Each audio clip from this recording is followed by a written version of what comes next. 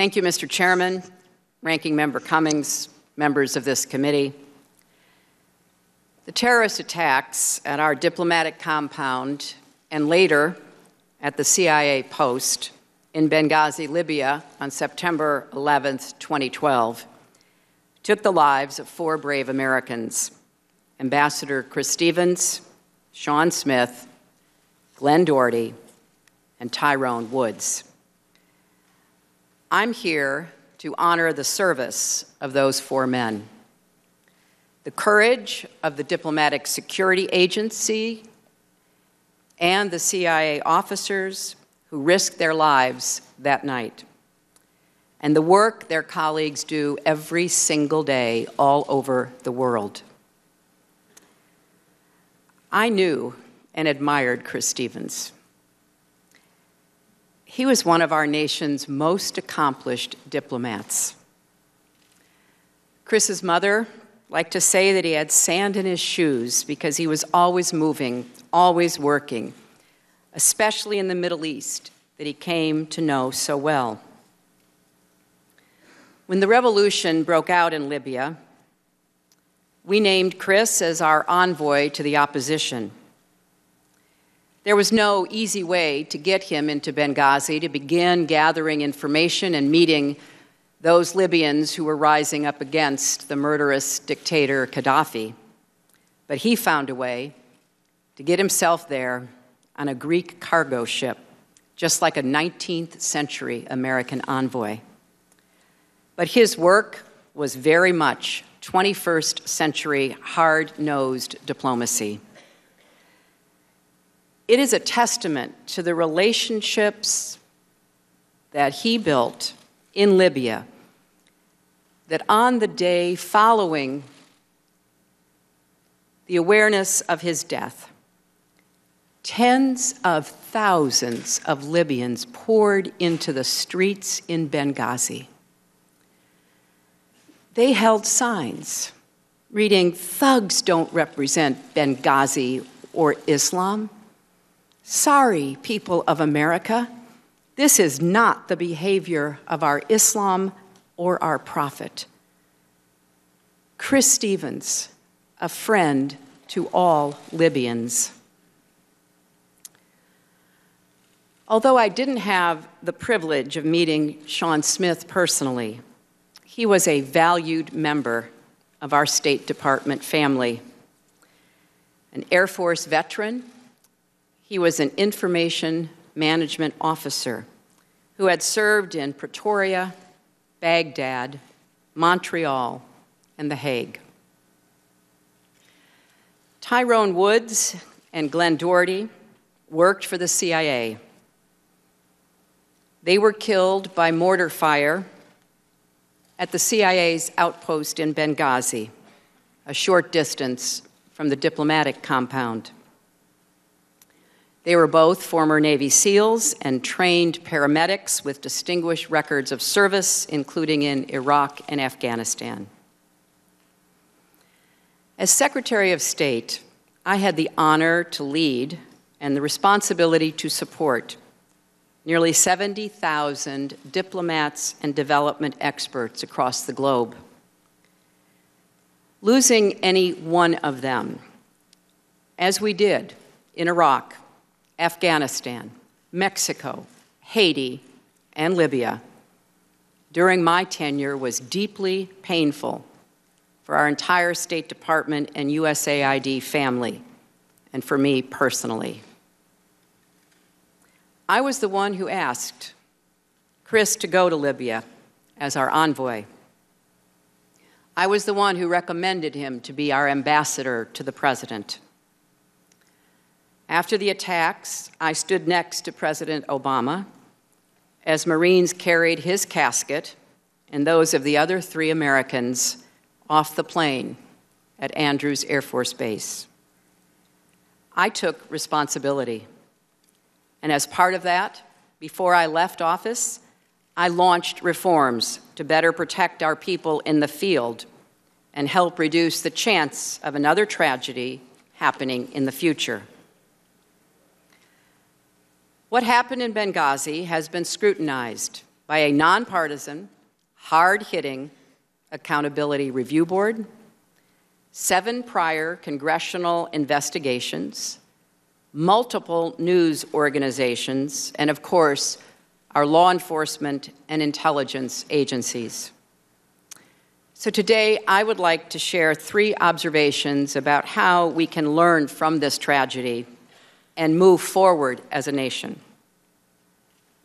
First, America must lead in a dangerous world, and our diplomats must continue representing us in dangerous places.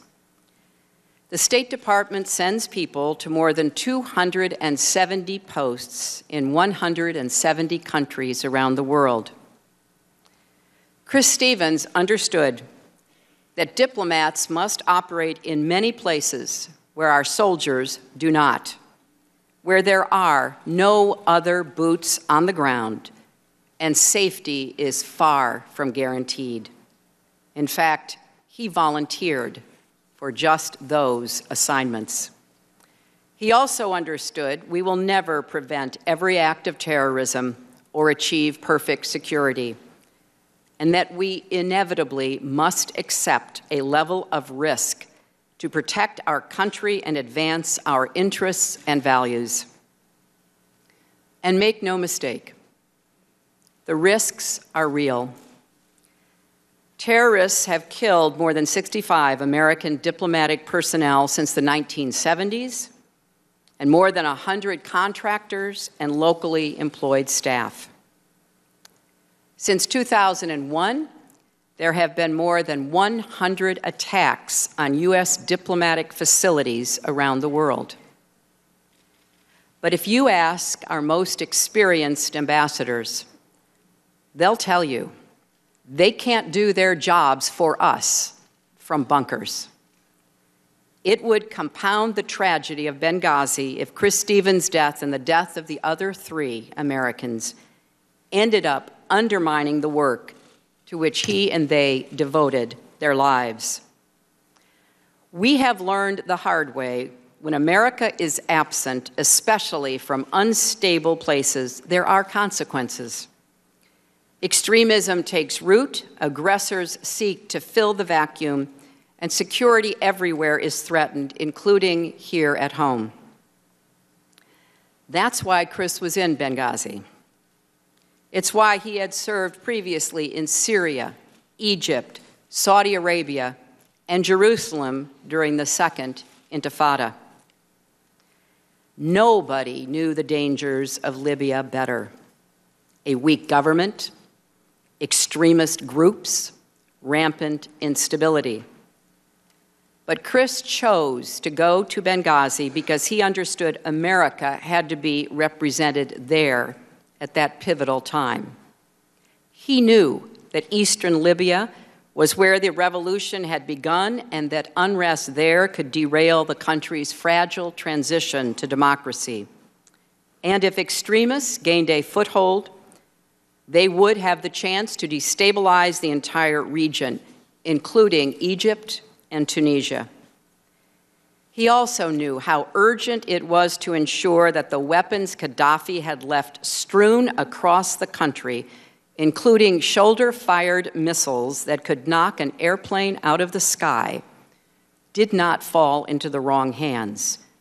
The nearest Israeli airport is just a day's drive from the Libyan border. Above all, Chris understood that most people in Libya or anywhere reject the extremists' argument that violence can ever be a path to dignity or justice. That's what those thousands of Libyans were saying after they learned of his death. And he understood there was no substitute for going beyond the embassy walls and doing the hard work of building relationships. Retreat from the world is not an option. America cannot shrink from our responsibility to lead. That doesn't mean we should ever return to the go-it-alone foreign policy of the past a foreign policy that puts boots on the ground as a first choice rather than a last resort. Quite the opposite. We need creative, confident leadership that harnesses all of America's strengths and values, leadership that integrates and balances the tools of diplomacy, development, and defense. And at the heart of that effort must be dedicated professionals like Chris Stevens and his colleagues, who put their lives on the line for a country, our country, because they believed, as I do, that America is the greatest force for peace and progress the world has ever known. My second observation is this: we have a responsibility to provide our diplomats with the resources and support they need to do their jobs as safely and effectively as possible.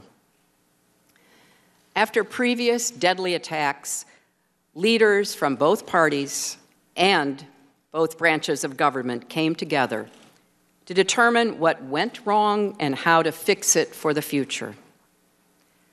That's what happened during the Reagan administration.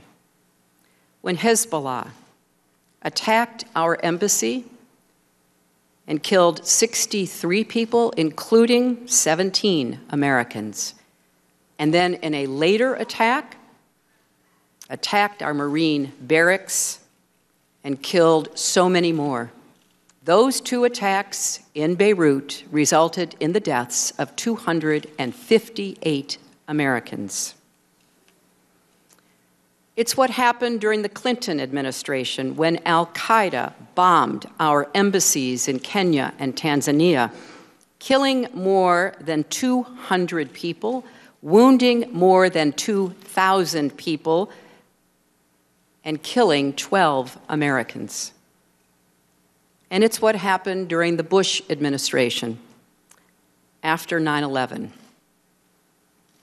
Part of America's strength is we learn, we adapt, and we get stronger. After the Benghazi attacks, I asked Ambassador Thomas Pickering, one of our most distinguished and longest-serving diplomats, along with Admiral Mike Mullen, the former chairman of the Joint Chiefs of Staff appointed by President George W. Bush, to lead an accountability review board. This is an institution that the Congress set up after the terrible attacks in Beirut. There have been 18 previous accountability review boards. Only 2 have ever made any of their findings public. The one following the attacks on our embassies in East Africa, and the one following the attack on Benghazi. The Accountability Review Board did not pull a single punch.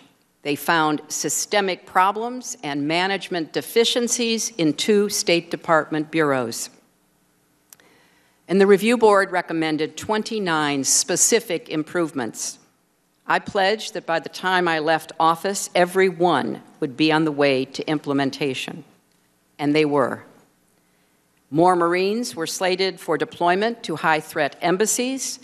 Additional diplomatic security agents were being hired and trained. And Secretary Kerry has continued this work. But there is more to do, and no administration can do it alone. Congress has to be our partner, as it has been after previous tragedies. For example, the Accountability Review Board and subsequent investigations have recommended improved training for our officers before they deploy to the field. But efforts to establish a modern joint training center are being held up by Congress. The men and women who serve our country deserve better.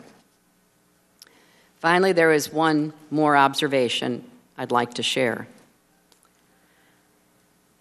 I traveled to 112 countries as Secretary of State. Every time I did, I felt great pride and honor representing the country that I love.